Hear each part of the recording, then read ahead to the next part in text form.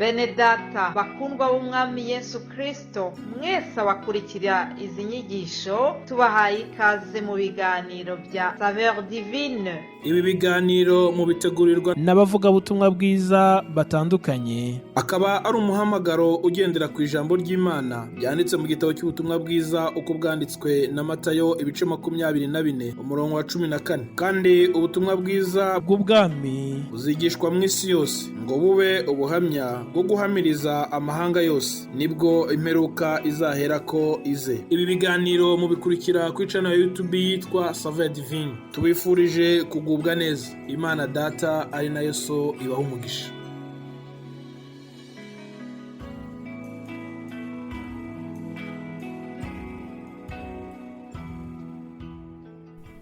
Yesu ashimwe nshuti bakundwa mwese abakurikira bino biganiro byacu bya Saveur Divine. Amahoro ya Kristo nabane namwe. Shimiye Imana yuko yongeye kuduha uyu munsi mwiza, umunsi wo kwa mbere.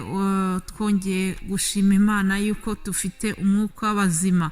Ngewe ubavugisha nishimwe rihora mu mutima wanjye iyo mbyutse nkakandagiza ikirenge hasi bikemera, nkavuga ijwi rigasohoka. Iyo ngiyo aba ari intsinzi ikomeye, kuko nzi yuko umwanzi Satani atifuza yuko navuga, atifuza yuko mba muzima, ariko hari uwaneshereje Yesu Kristo, hari intsinzi yavanye ku musaraba kugira ngo uyu munsi mbe nshobora kubavugisha. Imana nishimwe. Haleluya. Wowe unyumva kaze muri iki kiganiro, ndivuza yuko nawe wagubwa neza mu buryo bw'umubiri ndetse no mu buryo bw'umwuka. Ikaze rero mu gutangira kino cyumweru, ndifuza tuvugane ku bantu bahiriwe, nubwo atari iyo nyigisho tuzareba mu cyumweru cyose, ariko fungura ibi biganiro reka tuvuge gatoya ngo mbese ninde uhiriwe. Bibiliya igitubwira abantu bahiriwe abaribo, ngo hahirwa abakene mu mitima yabo. Matayo 5. Reka mbabwira abantu bamwe bahiriwe, ngo hahirwa abakene mu mitima yabo kuko ubwami bwo mu ijuru ari ubwabo. Hahirwa abagwaneza kuko aribo bazahabwa isi. Haleluya. Kandi ngo hahirwa abanyambabazi kuko aribo bazazigirirwa. Imana ishimwe. Muri iki gice cya 5 tubonamo abantu bahiriwe, ariko hari n'ahandi batubwira umuntu uhiriwe. Zaburi ya mbere igice cya mbere umurongo wa mbere kugeza ku wa 3 naho batubwira umuntu uhiriwe uwo ari we. Ngo hahirwa umuntu udakurikiza imigambi y'ababi, ntahagarare mu nzira y'abanyabyaha, ntiyicarane n'abakobanyi, ngo ahubwo amategeko y'Uwiteka niyo yishimira, kandi amategeko ye niyo yibwira ku manywa na nijoro. Uwo muntu ngo azahwana n'igiti cyatewe hafi y'umugezi, cyera imbuto zacyo igihe cyacyo, ibibabi byacyo ntibyuma, icyakora cyose kizamubera cyiza. Haleluya. Hahirwa umuntu udakurikiza imigambi y'ababi. Icyampa natwe tukaba muri aba bantu badakurikiza imigambi y'ababi. Icyampa natwe ntitwicarane n'abakobanyi. Icyampa tukagira inzara n'inyota yo gukurikira amategeko y'Uwiteka. Icyampa n'ukuri tugashaka gukiranuka umunsi ku gato no ku kanini. Icyampa tukibera nk'uyu muntu umeze nk'igiti cyatewe hafi y'umugezi.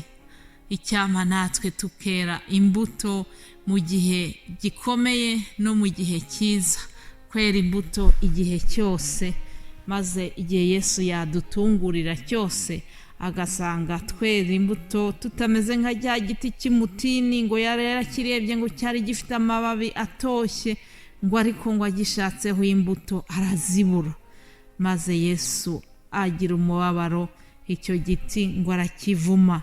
Nshuti yanjye wowe unyumva, ndakwifuriza kugira ngo nukuri twere imbuto igihe cyose. Nongere nkwibutse yuko turi mu kiganiro Saveur Divine kandi dutangiye icyumweru tuvuga ku muntu uhiriwe, umunyamahirwe ngo ni uwuhe. Yesu Kristo yagiye atanga inyigisho zinyuranye, hanyuma muri Matayo 7 aduha inyigisho itangaje cyane n'umugani ngo w'inzu yo ku rutare n'iyo ku musenyi.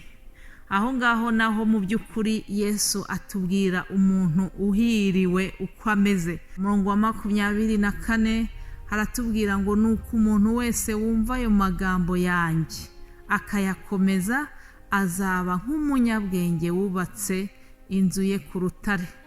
Imvura iragwa, imivu iratemba, umuyaga urahuha, byose byikubita kuri iyo nzu ntiyagwa. Haleluya, ntiyagwa kuko yari ishinzwe ku rutare. Haleluya. Ngo kandi umuntu wese wumva ayo magambo yanjye ntayakomeze azaba ari nk'umupfapfa wubatse inzu ye ku musenyi.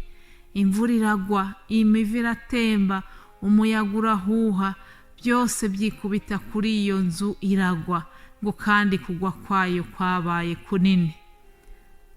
Yesu amaze kuvuga ayo magambo yose, ba bantu batangazwa no kwigisha kwe, kuko yabigishaga nk'ufite ubutware, ntase n'abanditsi babo. Imana ishimwe cyane. Yesu aduhaye amakuru y'umuntu wese wumva amagambo ye akayakomeza.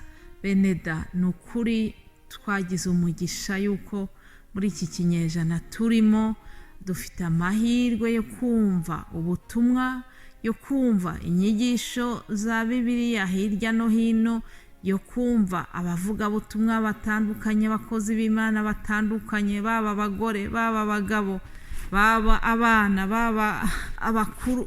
Mbese hari abavugabutumwa b'ingeri zose. Hari uburyo bwinshi wakumva inyigisho, wakumva ijambo ry'Imana biturutse mu buryo bw'ibiganiro nk'ibi. Yewe ushobora no kumva ubutumwa bw'Imana binyuze no mu bahanzi, indirimbo, abahanzi uburyo bunyuranye, cyangwa se abahanuzi uburyo bunyuranye. Ni ukuvuga ngo dufite source, dufite amasoko menshi twavomeraho iri jambo. Ariko rero ikibazo ni iki ngiki, ngo mbese aya magambo twumva buri munsi ni iyihe myifato dukora? Tuyifata gute nyuma yo kumva? Kuko Yesu icyo yifuza ni uko twayumva ariko tukanayashyira no mu bikorwa. Niyo mpamvu yatubwiye ko umuntu wese wumva ayo magambo ye akayashyira mu bikorwa ngo ababaye nk'uwa munyabwenge wubatse inzu ye ku rutare. Haleluya. Hanyuma iyo nzu ngo imvura yaraguye n'imiyaga irahuha. Ibyo byose nibigereranywa n'ibigeragezo duhura nabyo muri ubu buzima bwo gukurikira Yesu. Hari ibyo duhura nabyo, ariko ngo iyo umuntu yubatse ku rutare, naho byaza bihuha, naho byaza bikomeye, ntacyo ashobora kuba. Niba ubuzima bwacu twarabwubatse ku rutare ari rwo Yesu, ni ukuri naho indwara zaza, naho amakuba yaza, naho intambara z'uburyo bwose zaza, ntacyo tuzaba, uko tuzaba twarishingikirije kuri Yesu. Kandi Yesu ni urutare rutanyeganyega. Haleluya. Nshuti yanjye wowe nkurikira uyu mwanya, icyo nkwifuriza mbikuye ku mutima ni uko aya magambo twumva buri munsi yagira icyo ahindura mu buzima bwawe, yagira icyo arema, n'ukuri bikakubera ifunguro rigutunga buri munsi. Ibyo nanjye nibyo nifuza kandi nibyo mbasabira buri munsi. Nukuri hari irindi jambo ryavuzwe ngo abahawe byinshi bazabazwa byinshi. Rero uko tumenya byinshi, uko tubwirwa byinshi, niko tuzanabazwa byinshi. Ndabifuriza kugira ngo twe kuzakurwa n'isoni. Haleluya. Munyemere rero mu kurangiza mbabwire n'irindi jambo tuzigaho, ijambo bene data bazabigishaho muri iki cyumweru dutangiye. ni rya jambo tubona mu Bikorinto, Abakorinto ba kabiri igice cya 5 umurongo wa 17. Handitse ngo umuntu wese yari muri Kristo Yesu aba ari icyaremwe gishya, ibya kera biba bishize, dore byose biba bihindutse bishya. Haleluya.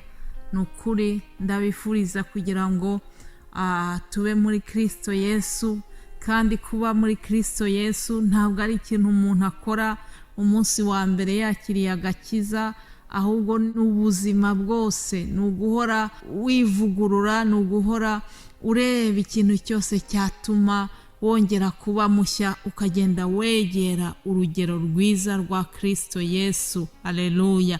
Ndabifuriza kugira ngo mugire wa mutima wari muri Kristo Yesu. Twese Yesu akomeza duhana umugisha. Bifurize kugira icyumweru cyiza, in bonne semaine.